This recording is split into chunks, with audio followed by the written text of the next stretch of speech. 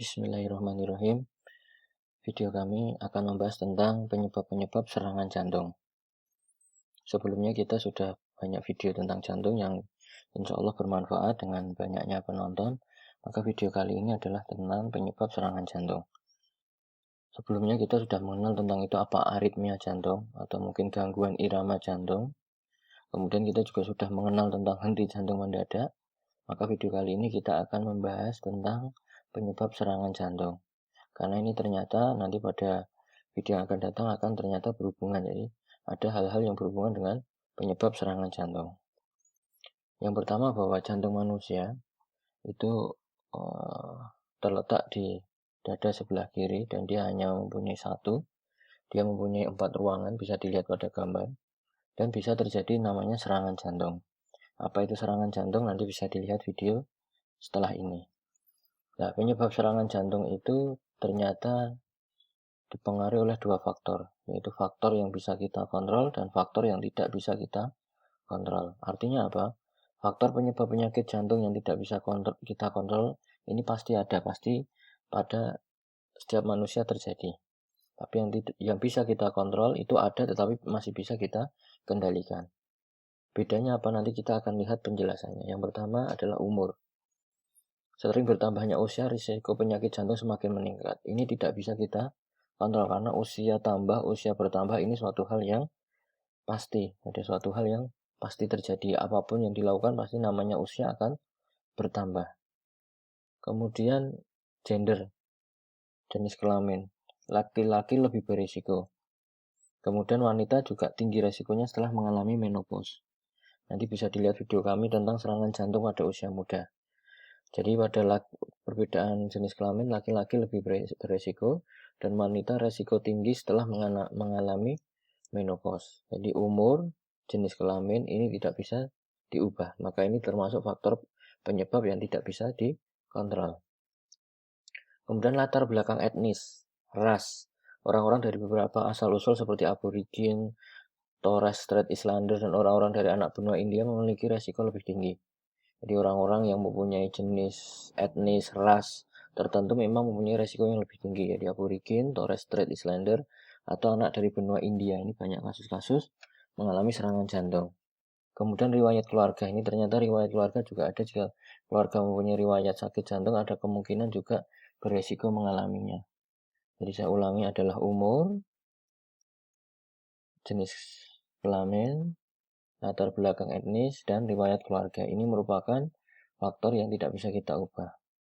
Kemudian faktor apa yang bisa kita kontrol? Nah, ini yang kita harus fokus, harus kita lakukan, harus kita cegah atau kita usahakan. Karena faktor-faktor ini masih bisa kita kendalikan. Yang pertama adalah merokok, ini pasti. Jadi merokok dapat meningkatkan risiko serangan jantung hingga 2 kali lipat. Bahkan penelitian membuktikan bahwa 1 tahun setelah berhenti merokok, risiko jantung atau stroke berkurang setengahnya saja. Jadi orang yang merokok risiko serangan jantung 2 kali lipat. Bahkan orang yang 1 tahun setelah berhenti merokok, risiko serangan jantung berkurang setengah. Jadi orang yang merokoknya berhenti bisa menurunkan risikonya dalam 1 tahun awal. Jadi kalau semakin lama berhenti, maka risiko akan semakin turun. Itu ya. Jadi merokok harus diperhatikan. Kolesterol darah yang terlalu menumpuk bisa menyebabkan penyumbatan dinding arteri. Jadi pembuluh darah yang aslinya harus berjalan lancar, ini menjadi tidak lancar karena adanya penyumbatan. Pembuluh darah jantung itu apa? Ini bisa dilihat di gambar ini. Seperti ini. Jadi ada kayak pipa, ada aliran, ini namanya pembuluh darah arteri atau dikenal sebagai arteri koronaria. Arteri koroner. Sehingga kalau ada yang terkena sering disebut sebagai penyakit jantung koroner, ini ada sumbatan karena kolesterol. Dan hal ini bisa menyebabkan pengerasan pembuluh darah. Jadi pembuluh darah juga bisa mengalami peningkatan kekerasan karena kolesterol yang tinggi, sehingga harus bisa dikendalikan. Kemudian tekanan darah. Jadi tekanan darah manusia secara alami naik turun sepanjang waktu. Jadi sepanjang waktu pagi, siang, sore itu naik turun tekanan darahnya, menyesuaikan kebutuhan dan tergantung apa yang kita lakukan. Tapi saat tekanan darah terlalu tinggi dalam waktu lama, ini bisa memicu serangan jantung. Maka tekanan darah yang tinggi merupakan bisa menjadi penyebab serangan jantung. Ini tekanan darah yang tinggi, maka ini perlu kita kendalikan. Jadi perlu dilakukan pemeriksaan. Dan gaya hidup pasif, jadi gaya hidup pasif adalah penyebab serangan jantung juga. Jadi aktivitas fisik yang lebih banyak diam. Ya, aktif secara fisik membantu mengendalikan faktor risiko serangan jantung penyakit lain. Jadi secara fisik, secara aktif ternyata mampu mengendalikan. Jadi kita ulangi lagi, yang bisa menyebabkan faktor risiko serangan jantung yang bisa kita kontrol adalah merokok, berarti jangan merokok.